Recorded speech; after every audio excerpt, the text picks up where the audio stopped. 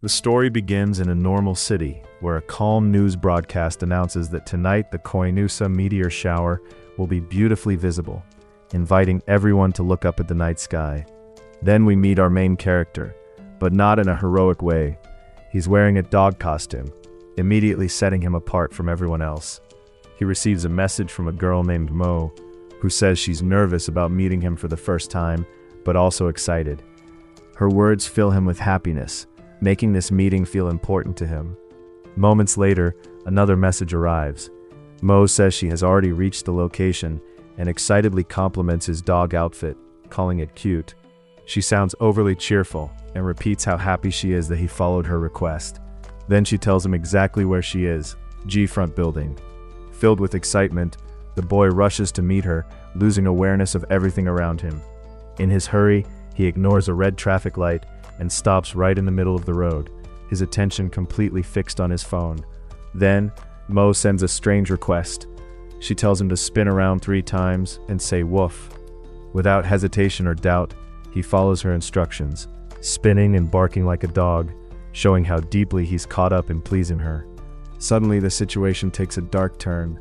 A truck approaches, its passengers casually enjoying music, unaware of the danger ahead. In an instant, the truck crashes into the boy, leaving him critically injured. As he lies on the ground, barely conscious, he looks up at the sky, the same sky that was meant to be beautiful that night. But instead of beauty, a meteor begins falling directly toward him. Strangely, he doesn't resist or panic, he simply accepts it.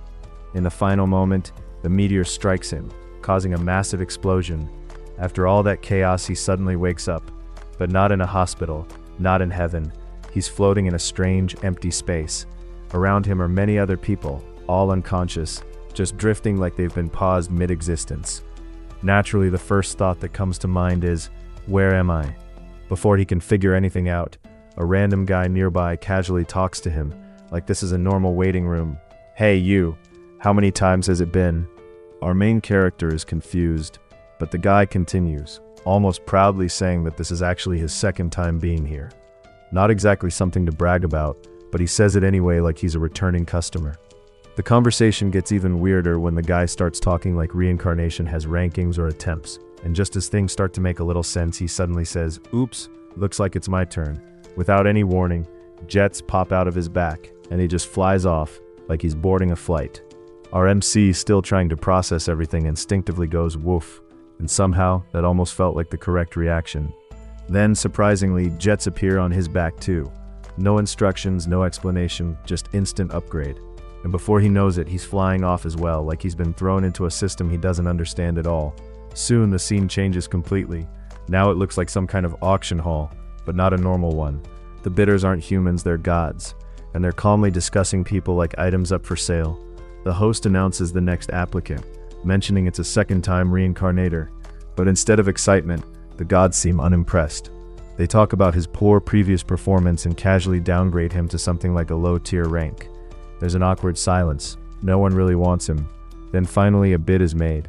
Just like that, he's sold. The poor guy is trapped inside a glass container, shaking in fear while the host cheerfully announces the result. After a bit of dramatic build-up, his new life is revealed. He's been reincarnated as muck bacteria. Not a warrior, not a mage, not even an animal. Just bacteria. Then, it's finally our main character's turn. He's clearly nervous, confused, and still trying to understand what kind of place this is. The host suddenly reacts with surprise. Oh, it's been a while, someone directly reincarnated from Earth. Now this actually gets the gods' attention. For a moment, there's curiosity, maybe even interest. Some gods start wondering if he might be worth picking, but then they check his soul type. Irregular, that one word changes everything. The mood drops instantly. The curiosity disappears. The gods who were just interested suddenly lose all enthusiasm. No one wants him anymore. With nothing holding him there anymore, he suddenly begins to fall downward, drifting away from that godly space. He lands in a strange place, then he moves towards the strange room. Inside, he notices 2 cartoon-like floating objects, gently moving as if they're part of some kind of mechanism he doesn't understand. Then a goddess appears before him and welcomes him. She explains that this place is where his fate will be decided. After seeing the goddess, he completely loses his composure. Already overwhelmed by everything happening, he starts acting strange. Realizing how odd he's acting, he quickly apologizes, blaming it on the shock of the situation. The goddess calmly accepts it, explaining that it's normal to feel shaken when arriving here for the first time. But even then, he doesn't fully regain control. He hesitates, saying it's not exactly just shock, and ends up stepping closer and behaving like a dog. Trying to continue, the goddess begins to guide him, but when he fails to pay attention properly, she immediately shows him the consequence. In an instant, he is thrown into a dark space filled with wandering spirits, a place where lost souls drift endlessly without purpose. That experience hits him hard. He quickly apologizes sincerely, and when he returns, his attitude has completely changed. This time, he behaves properly and asks who she is. As she introduces herself, a light shines down on her, emphasizing her presence. "I am a goddess." He immediately reacts with admiration, praising her presence as if he expected nothing less. But just as things start to stabilize, he once again says something completely inappropriate without thinking. Before he can finish, a plug suddenly connects to his head, instantly stopping him in his tracks. The goddess, now clearly done with his behavior, calmly says, "Please look at this." In front of him, a strange TV-like creature appears, displaying scenes from his past life as if it's replaying everything for review. Even now, he can't stop himself from questioning things. He immediately asks if this counts as voyeurism and whether it's a crime. The goddess replies calmly that laws don't apply to her. But when he tries to push things further with another unnecessary comment, she immediately shuts him down with a threat, making it clear that rules do exist, just not in the way he expects. Realizing he's not winning this argument, he awkwardly accepts it, though he still mutters that it's unfair. The goddess ignores that and brings the focus back. On the screen, his past continues playing. He notices Mo there, standing with two other guys, and immediately questions it, asking if one of them is her boyfriend. The realization hits him a bit, but there's no time to dwell on it. The goddess continues, calmly listing everything that led to his death. When he went out to meet her, things went completely off the rails. First, he was attacked by a bear. Then, while wandering near a construction site in that costume, an explosion occurred. After that, he stepped on an unexploded bomb. At the station, he got chased by dangerous people, panicked, and ended up crashing into someone important. Then came the truck, and finally, the meteor. By the time she finishes, even the situation itself feels ridiculous. She looks at him and asks, almost seriously, if he's some kind of entertaining human. He quickly denies it, insisting he's just an ordinary person, though at this point that claim sounds questionable. The goddess then explains the purpose of this place. It's a system meant for people who died unfortunate, strange, or outright ridiculous deaths. Instead of ending there, they are given one more chance, another life where they can try again. Hearing that, he can't help but comment that it sounds harsh, but she simplifies it for him. This is simply the stage before reincarnation. When he realizes that, he asks the obvious question, whether he will be sent to another world. The goddess calmly confirms that he can be reincarnated into whatever he wishes. But the moment he starts to feel relieved, the system suddenly activates again. Without warning, he's trapped inside a glass container. Instead of fear, he somehow starts enjoying it, laughing as he spins around like it's some kind of ride. The goddess immediately interrupts him with a sharp warning. If he doesn't calm down, he could be forcibly reincarnated into something insignificant, like a tiny organism that lives for thousands of years. That instantly brings him back to reality. He straightens up immediately, responding in panic, and even messing up his words before correcting himself, showing just how serious that warning sounded. Once things settle, a new interface appears in front of him, a modern, tab-like screen displaying options for his next life. He seems slightly disappointed, mentioning that he expected something more fantasy-like, such as a stone tablet or scroll. Ignoring that, the goddess tells him to choose what kind of being he wants to become. As he looks through the options, he realizes something surprising. This system is actually flexible. Unlike most people, he's being given the freedom to choose his reincarnation. The goddess explains that it's because of her higher rank, though she casually adds that she might get scolded for allowing it. Hearing that, he immediately pushes his luck and asks if he can also choose where he'll be reincarnated. The goddess agrees, but with a condition. Popular roles come with waiting times. That completely throws him off. Waiting times for reincarnation? The goddess explains calmly that they're not handling just him. There are countless souls waiting, and the more desirable the life, the longer the queue. From his perspective, it feels endless, like scrolling through something that never finishes. Trying to find a shortcut, he suggests picking a world that some god abandoned halfway through.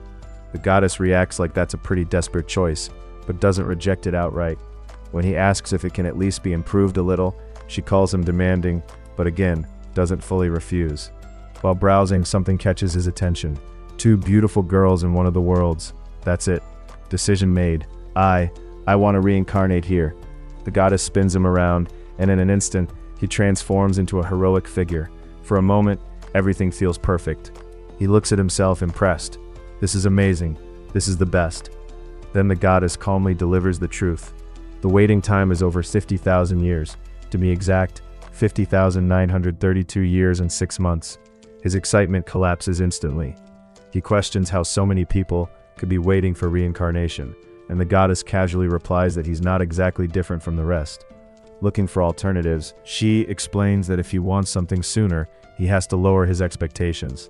For example, becoming a simple countryside villager, someone who repeats the same lines every day, would still take around 500 years, and even that is considered fairly popular. It becomes clear that good worlds are always crowded. Then she adds the key rule of this system. The harsher the life, the shorter the waiting time. When he asks for an example, she gives one that sounds completely backwards. He can become a hero, but he'll spend his entire life being betrayed, mocked, and constantly suffering. And for that kind of life, the waiting time is only about 5 minutes. He immediately questions it. That doesn't sound like a hero at all. The goddess doesn't argue, she just moves on. She brings up another option, the Demon King. At first it sounds appealing. Power, authority, control. But then she explains the waiting time, over 27,000 years. Even becoming a Demon King is highly competitive. He realizes that everyone is thinking the same thing. Trying to find a middle ground, he suggests a weaker version, a Demon King who gets beaten down. The goddess explains that even that still has a waiting time of several thousand years. Then she adds something with a slight smile. If he wants a Demon King life where he's treated like royalty and lives comfortably, the wait is extremely long. But if he's okay being laughed at and humiliated his entire life, then the wait drops to just a few minutes. He immediately notices the pattern. That's basically the same as the hero you mentioned earlier. And somehow, that version is even more popular. At this point, he starts thinking more seriously. Clearly, following the obvious choices won't work unless he's willing to wait tens of thousands of years. That's when the goddess reveals something interesting. Recently, people have been getting creative. By adding a twist or choosing something unusual, some manage to enter better worlds faster. Instead of competing for the same roles, they pick paths no one else considers. Some even choose to become inanimate objects. That surprises him. Objects? Like what? The goddess explains. Things like weapons used by heroes. It sounds strange, but demand for those roles has been increasing. Now he starts to understand. If he wants a good life without waiting forever, he has to think differently. Not just follow the crowd, but become something unexpected. A pioneer of something new, he mutters. The goddess bluntly sums him up, saying that with his personality, whatever he truly wants will probably have a very long waiting time. He doesn't even deny it. He just asks her to say it in a nicer way. She slightly rephrases it, but the meaning stays the same, and he admits it's close enough. Then suddenly her attitude shifts. She gets a bit impatient, telling him to just pick something already because she's busy, and this whole process is taking too long. He notices her tone getting careless, but before he can react, she mentions that her show is about to start. Something called Hiro Rin Rina Soba Soba. That completely throws off the mood. He even recognizes it, saying it's from the same world line as this place. The goddess then casually threatens that if he makes her miss it, she'll turn him into something terrible. At that point, he realizes she's not joking and quickly decides to take things seriously. She warns him one last time, if he chooses poorly and doesn't find satisfaction in his next life, he'll just end up back here again. Hearing that, he finally makes his decision. When she asks him to say it, he confidently declares what he wants. A perfect world, surrounded by companions, with a happy ending. Basically the ideal, overpowered hero life. The goddess immediately tells him that such a choice comes with an extremely long waiting time. So instead he changes direction. I'll go with the rib of that. She pauses, confused, asking what he means. He explains it in his own strange logic. If he becomes part of the hero, specifically something like a rib, He'll always be close to the main character and constantly surrounded by everything happening around them. The goddess doesn't fully understand his reasoning and finds it oddly specific, even calling his desire surprisingly simple. But he insists, explaining that for him, being able to experience everything closely is enough. After a brief pause, she agrees. A door appears in front of him, building up a sense of excitement. She tells him to go, wishing him well. For a moment he feels genuinely touched, being sent off with kind words. With that, he steps forward into his new life. However, things don't go as planned. Eventually he returns. The goddess notices immediately, surprised to see him back.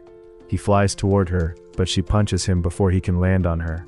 He admits that he actually enjoyed the experience quite a bit, but there was one problem. He couldn't reach a happy ending. She questions him, slightly amused, asking if he really thought it would be that simple.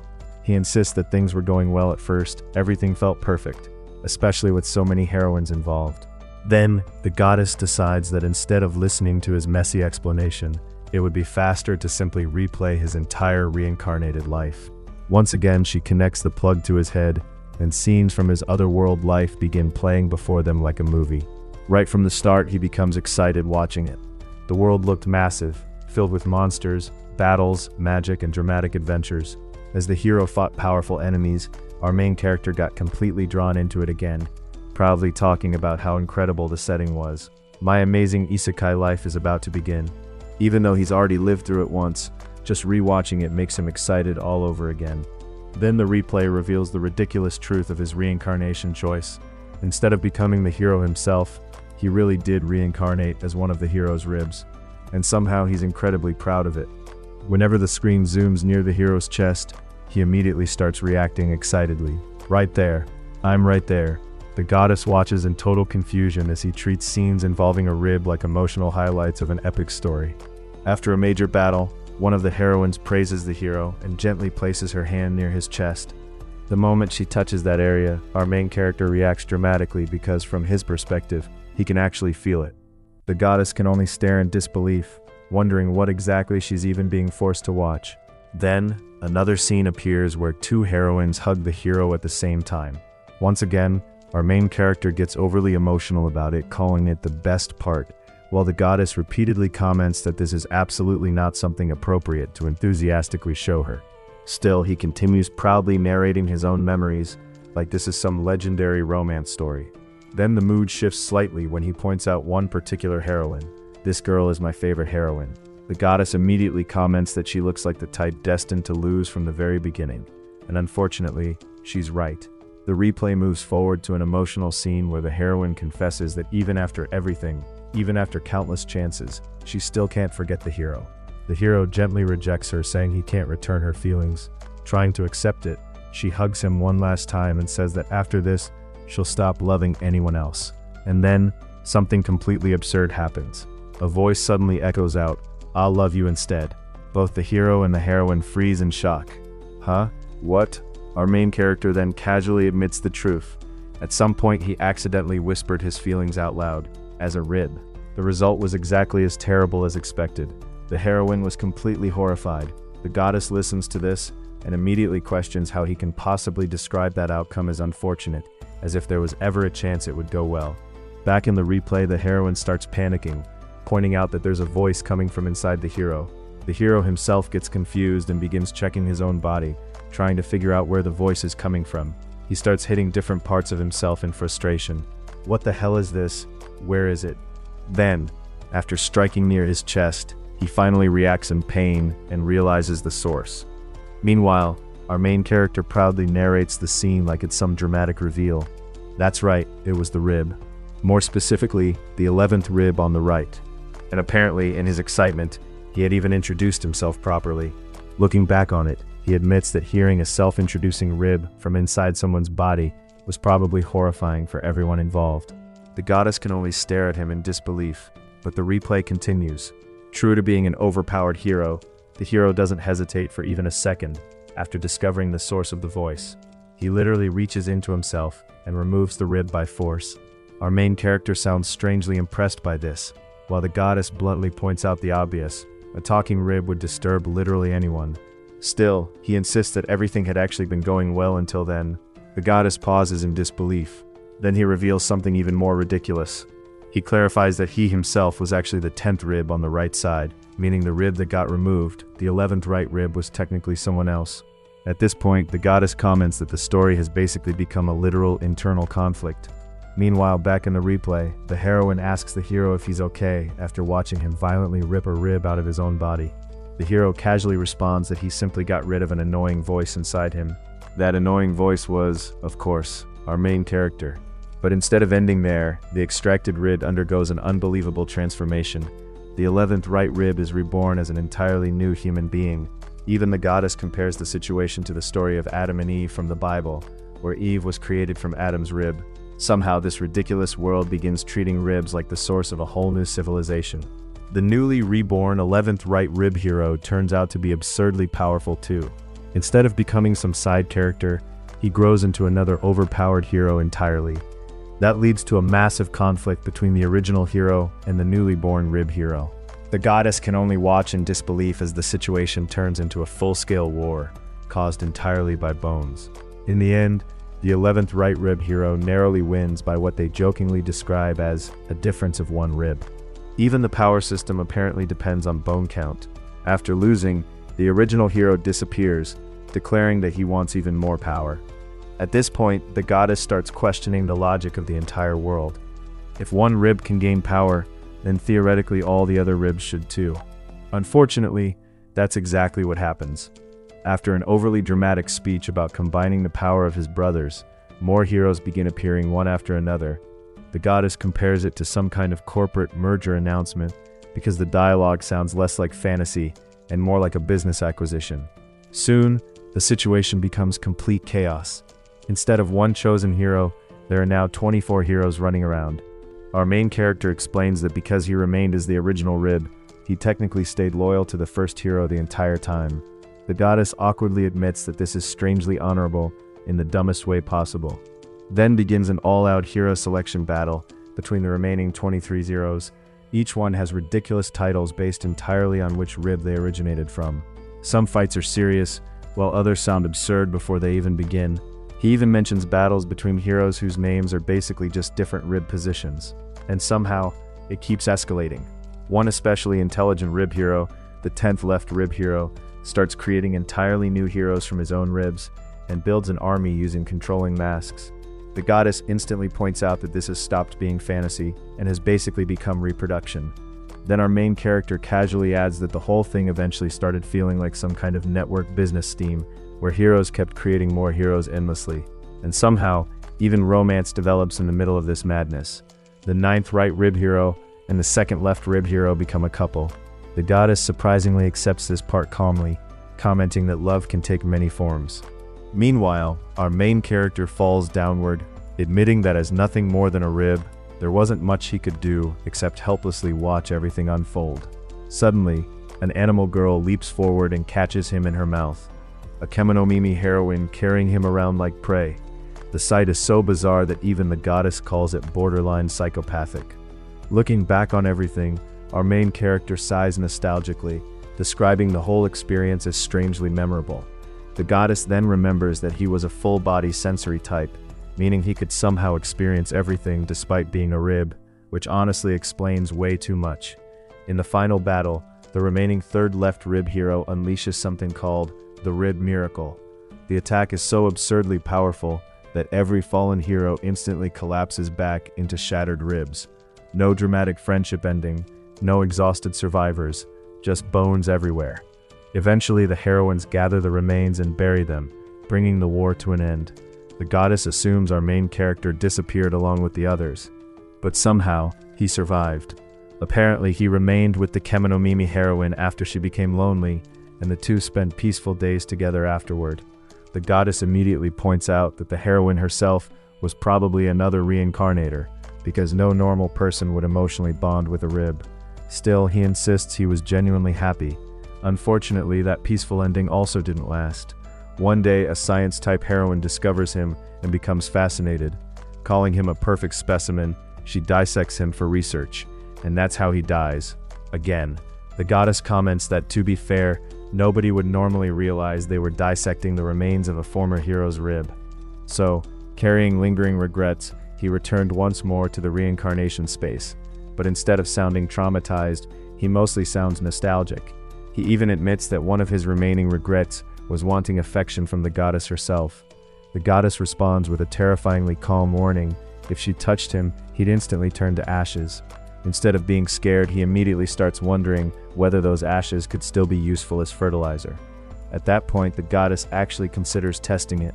He vanishes instantly. Then, she responds him once again. Our main character casually comments on how convenient instant death is, since at least it doesn't hurt. In response, she jokingly suggests that next time, she could kill him slowly instead. Then, as if returning from a bizarre vacation, he proudly reveals that he brought back a souvenir. The goddess already sounds exhausted before even hearing what it is. It turns out he brought back the 11th rib. She immediately tells him to throw it away somewhere else, but he seriously suggests using it as a tool for back pressure points because of its curve. The goddess replies that it would probably just make things worse. Finally deciding to move things along, she tells him that since he returned unsatisfied again, she'll allow him another reincarnation. But when she asks what kind of world or role he wants this time, he completely freezes. After everything that happened, his brain has apparently become so consumed by ribs that he can't think of anything else anymore. Seeing this, the goddess pulls out a mysterious box-like device meant for people who can't decide their reincarnation destination. He immediately notices it looks suspiciously similar to the snack box she had been eating from earlier.